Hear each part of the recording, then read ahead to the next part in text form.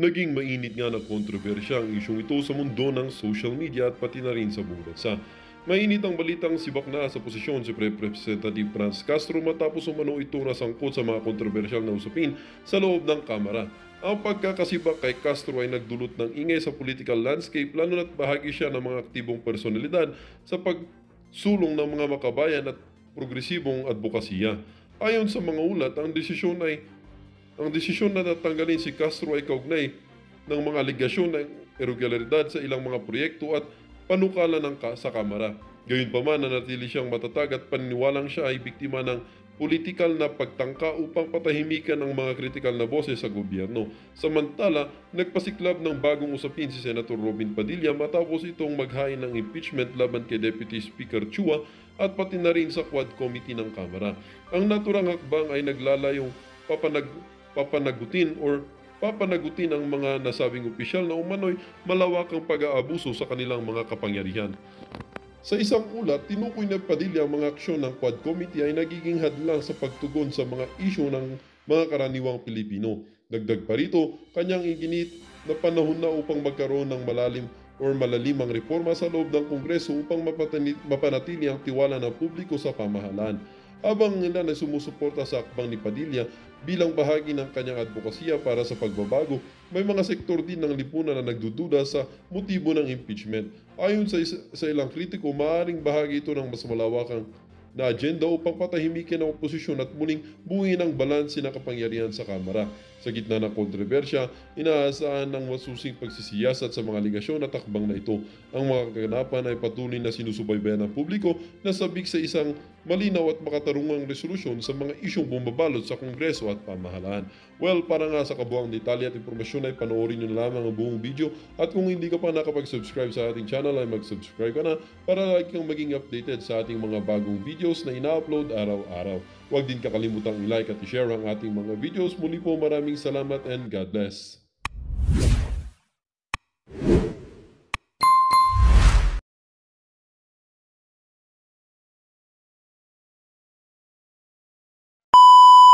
Pagpapatanggal kay BP Sara. President Sara Duterte sa pwesto matapos sa mga umano'y pagbabanta niya kay Pangulong Marcos. Pwede rin daw madisbar ang bise dahil sa inasal nito. Nasa frontline ng balitang yan, si Carrie Tator. Planchado na raw ang impeachment complaint na ihahain. Yung planchado na raw ang impeachment complaint kay BP Sara. Sige, ihain nyo yung impeachment. Naghahanda na po ang taong bayan. Hindi po namin iiwanan si BP Sara. Ipagtatanggol siya ng Pilipinas. Definitely mahal ng tao ang Duterte. Kahit nga yung dating galit sa mga Duterte, ngayon mahal na ang Duterte.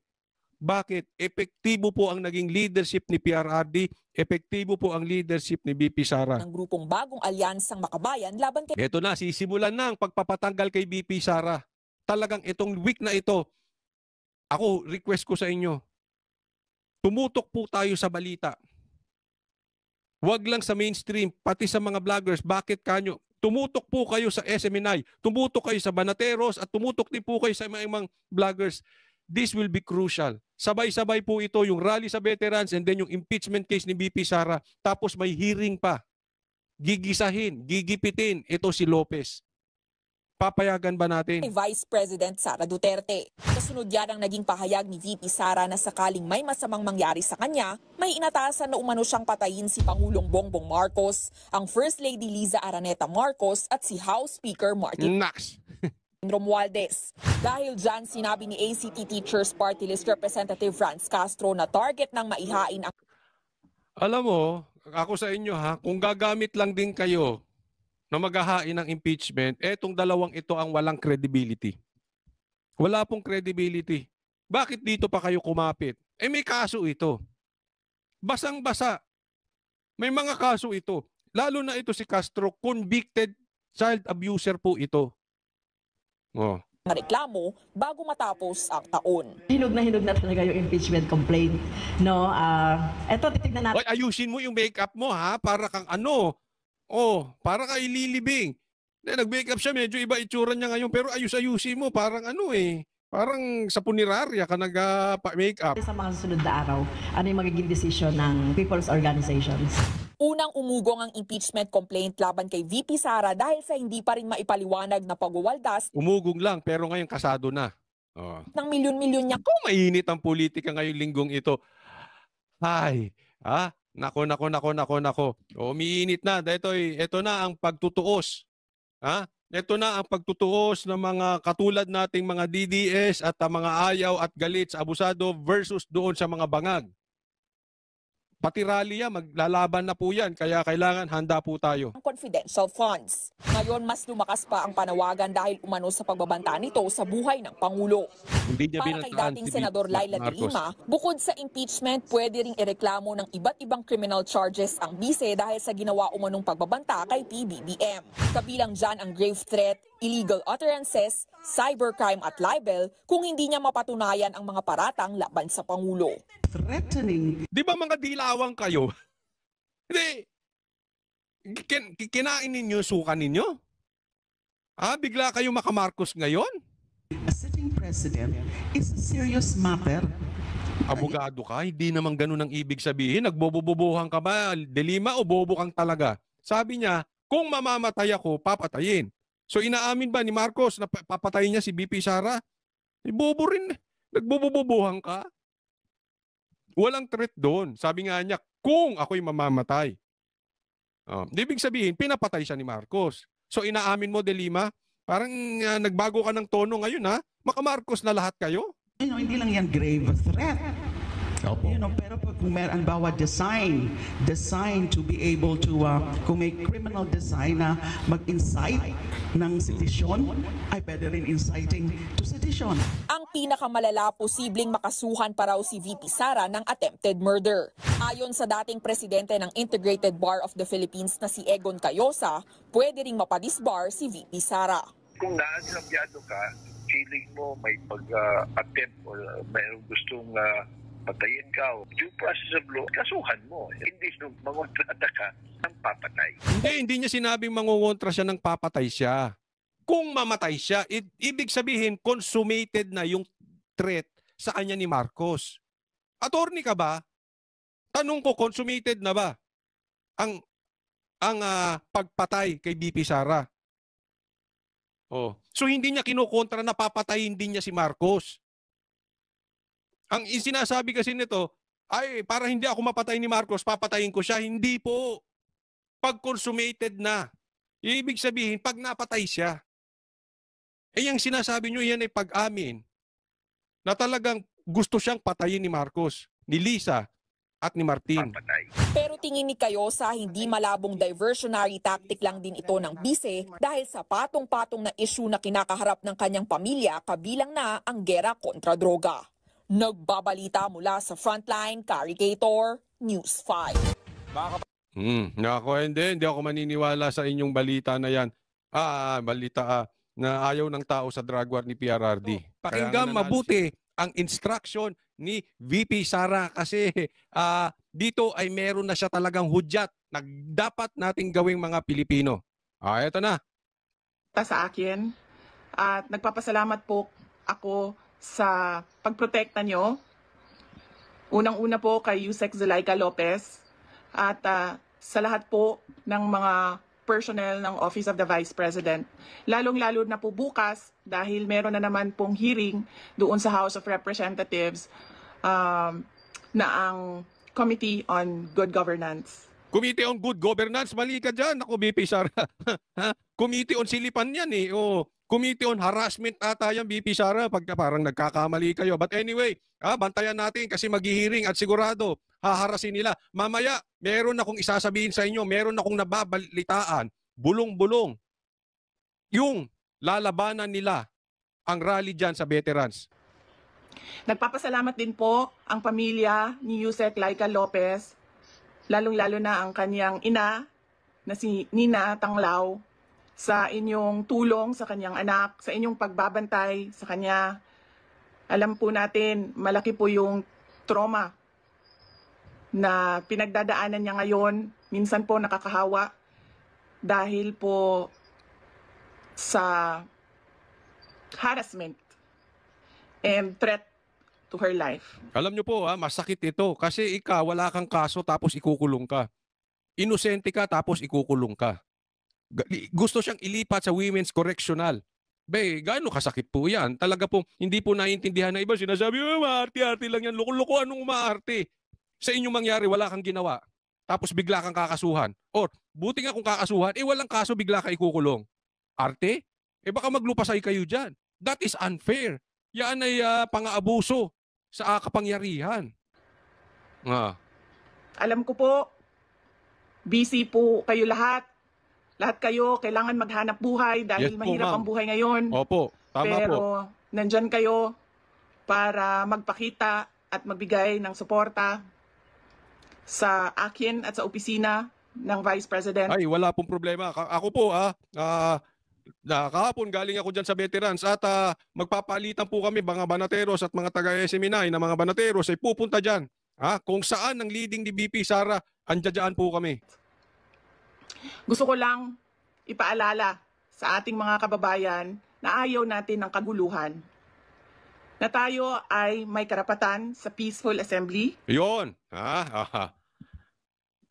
At tayo ay may karapatan na magsalita kung ano yung nararamdaman natin at gusto nating makita mula sa ating gobyerno. Yun, maliwanag yan Hindi lang diniretso na, oy, mag-rally na kayo dyan sa veterans, oy, mag-rally kayo sa EDSA, oy, mag-rally kayo dyan sa House. Pero ito, tayo po, sinasabi niya ay may karapatan sa peaceful assembly.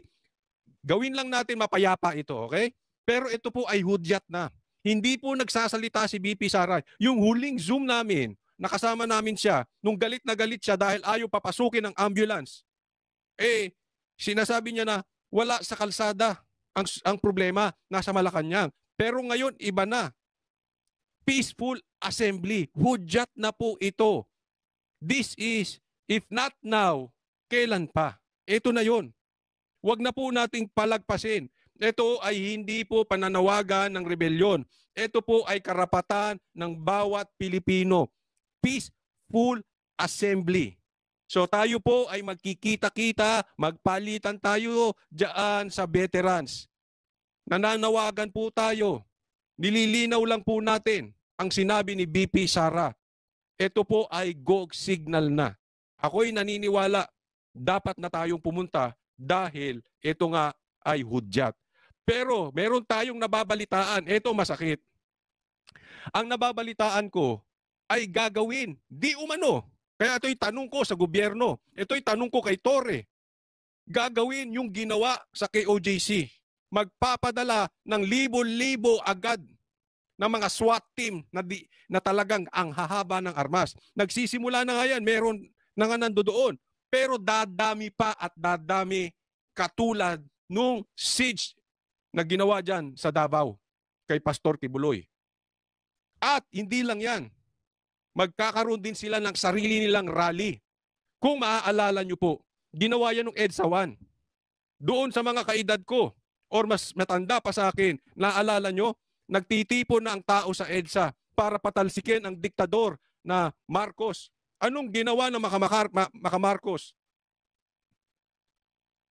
Nag-rally din para labanan ang people power. Alam ko yan. Kasi bakit? Yung mga kamag-anak ko nag-join pa dyan sa people power ni Marcos para labanan yung people power ni Cory Aquino. May mga kamag-anak ako dyan very, very active. Kaya alam ko yan. Sa bayan po yan. Kaya medyo magulo. May mga time pa nga na talagang nagkakaharapan. So kailangan, kung meron tayong hakbang na gagawin, kailangan mabilisan. Kasi nasa kanila ang pera, nasa kanilang makinarya. At gagamit ng dahas po ito. Dapat po marinig na po tayo agad-agad ng AFP. And sa tingin ko, okay? Tandaan nyo po itong sasabihin ko. Ito ay opinion ko. Pero ito ay posibleng mangyari. Lalabas lang ang AFP kung nakikita na nila marami na ang tao dyan. Yan po ang nadidinig natin. At posibleng lumabas ang AFP kung labis-labis na po ang pang-aabuso. Kaya hindi nila makontempt si BP Sara eh. Hulihin nyo si BP Sara. Sige, pakulong ninyo. Tingnan natin anong gagawin ng taong bayan. Hindi po tayo nagbabanta. Pero, again, peaceful assembly.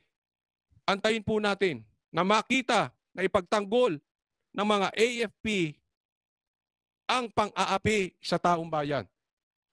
Sukdulan na po itong nangyayari. So, wag na po tayong hihinto. Kung talagang ayaw na natin, karapatan nating magsalita. Ang gusto natin makita ay genuine public service. Kung maalala nyo po, hindi ako sumama o sumali kahit sa anumang panawagan ng pagtanggal sa Pangulong Marcos sa kanyang pwesto. Bumisita ako sa rally ng Kingdom of Jesus Christ sa Bonifacio noon dahil nakiramay o nagkipagsimpatiya ako sa kanilang nararamdaman at hirap na pinagdadaanan. Ang Salamat lagi po. kong panawagan sa taong bayan ay hingin, idemanda sa gobyerno na ibigay nila ang serbisyo na karapat-dapat para sa mga Pilipino. Serbisyo na karapat dapat sa Pilipino, number 1. Simulan na natin sa mga campaign promises. Dapat po, pag ang politiko ay nag-promise na magbibigay ng 20 pesos per kilo na bigas. Budol yun, Sara, BP Sara, pasensya na po. Budol yun. Di na mangyayari ang 20 pesos. Nako. Dapat ay tinutupad yon dahil binoto ka ng mga tao base sa mga sinabi mo, base sa mga kampanya mo. Kaya dapat Mamaya, antayin nyo po, pag-uusapan natin, tatanggalin na po ito, Vice Presidente si BP Sara. binibigay yan lahat. Kung ano man ang sinabi ng isang tao, ng isang politiko, ng isang kandidato sa entablado, dapat nakikita yan ng taong bayan. At higit pa, dapat ang nakikita natin. Tama. Ang pangako dapat tinutupad. Hindi ang pangako ay binabaon. Marcos, asan na yung mga pinangako mo sa stage nung kayo'y kumakampanya?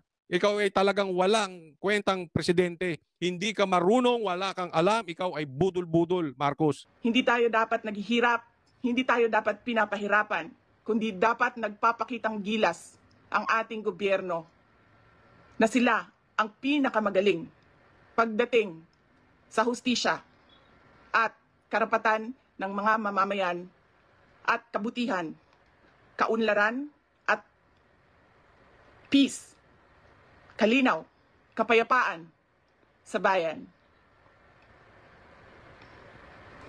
Ulitin ko, dapat hinihingi natin sa ating pamahalaan ang karapat-dapat para Yan. Ito po Ito'y pasimpleng, kasi Vice Presidente po to, unawain po natin siya.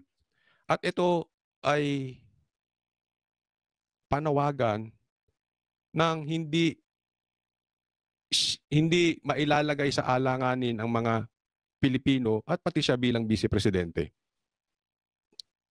Siyempre, hindi niya sasabihin, magpunta na kayo sa veterans at mag-rally. Pero ako'y naniniwala, dapat hingin na natin ang ating karapatan at ang serbisyong dapat nating nakakamtan galing sa gobyerno, diyan.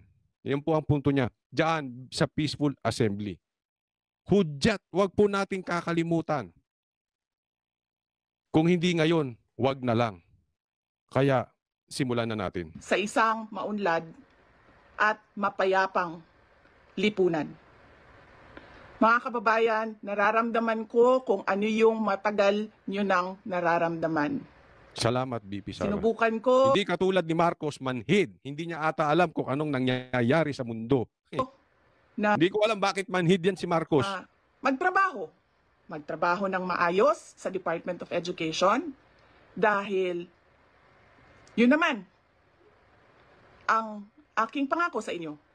Ginamit ko ang pangalan ko, Sara Duterte, Inday Sara Duterte. Sabi ko sa inyo, trabaho, edukasyon, mapayapang pamumuhay.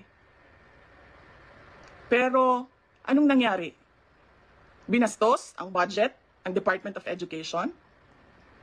Hindi ko na kailangan magbigay ng ebidensya? Nakikita nyo sa General Appropriations Act, simula sa NEP, papunta sa GAB, papunta sa BICAM, papunta sa batas. Nakikita natin yon. Dapat hinihingi natin na matino ang mga namumuno sa atin. Sinabi nila, ako daw ay krung-krung. Ako daw ay baliw. Nako, maraming Ako daw nagsasabi ay yan. wala sa tamang Oo. pag-iisip. Yung mga Ano bang panatiko ni sabi ko Marcos. sa inyong lahat? Psychological test, kahit ano yan. Neuropsychiatric test, kahit anong pang test yan. Gagawin ko yan. Dagdagan ko pa ng drug test. Pero dapat, magpa-drug test ang lahat ng mga nagtatrabaho sa Office of the President, Yun. sa Office of the Vice President, Yun. sa lahat ng opisina ng Senado, sa lahat ng opisina ng House of Representatives, sa lahat ng departamento ng ating bayan, ng ating pamahalaan. Yan, ito matindi ulit. Inulit niya, ito'y maliwanag na panawagan ni BP Sara. Magpa-drug test na kayo, Marcos. Ito hamon ko sa inyo, Marbil, Torre, at kung sino pa mga opisyal na matataas, generals. Bakit hindi nyo kayang hingin kay Marcos na magpa-drug test? Adik ba siya? Adik ba siya? Bakit hindi nyo mahingi? Kayo ang dapat pumuprotekta sa Pilipinas. Meron pong aligasyon na adik si Marcos. Merong aligasyon na adik ang kanyang asawa at ang kanyang anak. Ito po ay karapatan ng taong bayan na ipagtanggol ninyo. Kung hindi ito totoo, patunayan ni Marcos. Unfortunately, I'm sorry and saddened to report that meron tayong casualty na isa. During the past 3 weeks, killing at least 160 people and destroying hundreds of thousands of homes. That's put more pressure on emergency workers already struggling to deliver food and other supplies to those in need. Sa Cam Norte, and you know my feelings about that is that one casualty is one casualty too many. So that is unfortunate. However, I still would like to congratulate kailangan pasalamatan natin lahat ng mga first responder, yung mga LGU, lahat ng mga nagtatrabaho na pang-anim na nila. Ito, I'm sure that they are exhausted. I am sure that they have they continue to do and work with as hard as they can. Kaya tayo po nagpapasalamat sa kanila. At sa taong bayan din. At sila ay tumutulong at hanggat kaya at sinusundan naman ang ating mga bulletin tungkol sa kung anong kailangan gawin. Kaya kahit papano sa lakas ng Pepito ay hindi kasing sama ng aming kinakatakutan. It wasn't as bad as we feared. But now we will now carry on with the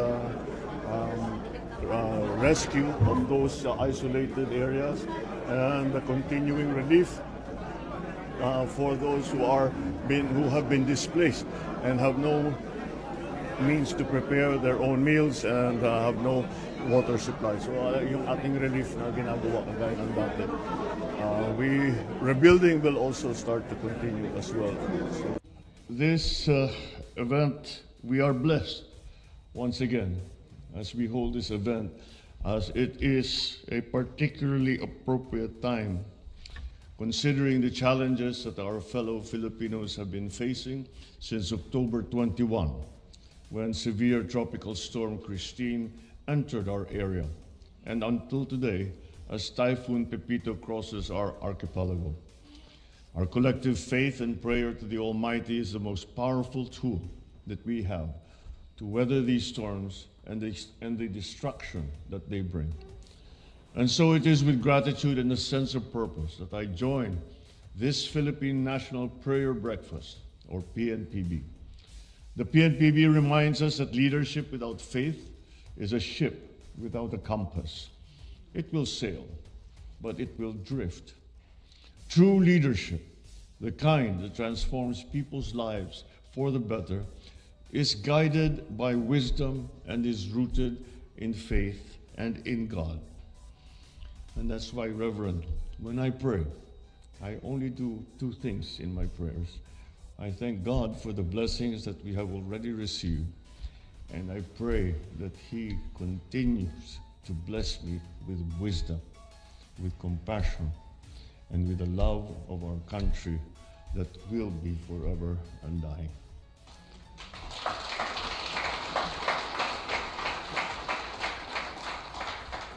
While our knowledge may guide our actions, it is divine wisdom, the kind that prayer instills, the kind that calls us to action anchored in moral clarity that illuminates our path.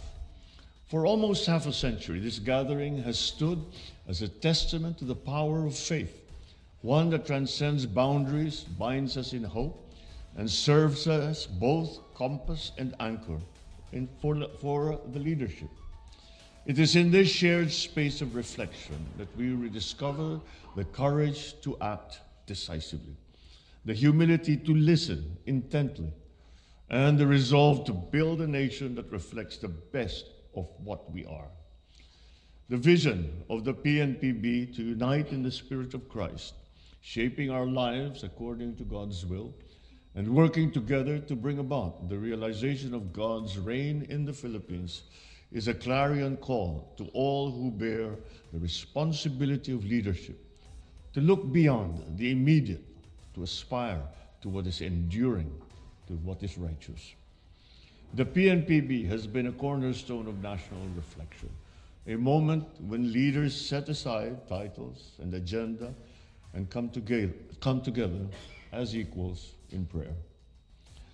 In a world where the pace of change can outstrip our capacity to care for others, such moments of collective introspection are more crucial than ever. The world and our country are facing so much divisiveness in belief, in politics, even generational and cultural differences. These often make us forget our humanity, that we are one in our shared goal to serve our fellow Filipinos, to help the Philippines flourish. The mission of the PNPB to inspire leaders to embrace prayer, reflect on God's word, and lead with integrity is a reminder that leadership demands accountability to a greater, much higher standard. Let us ensure that in every decision, in every action, the spirit of love, mercy, and humility is present. To all the future leaders amongst us, let us remember this. Faith is a beacon for the future. Let it guide you as you navigate the uncharted waters of leadership. You will draw courage from it when faced with doubt. It will temper your ambition with a sense of purpose greater than self. Let us bequeath to the next generation a leadership culture that values integrity over expediency, vision over short-term goals, and harmony over discord. Today, I extend an invitation to recommit. Recommit to the responsibility of service imbued with faith, where decisions are made not in haste, but with prayerful discernment.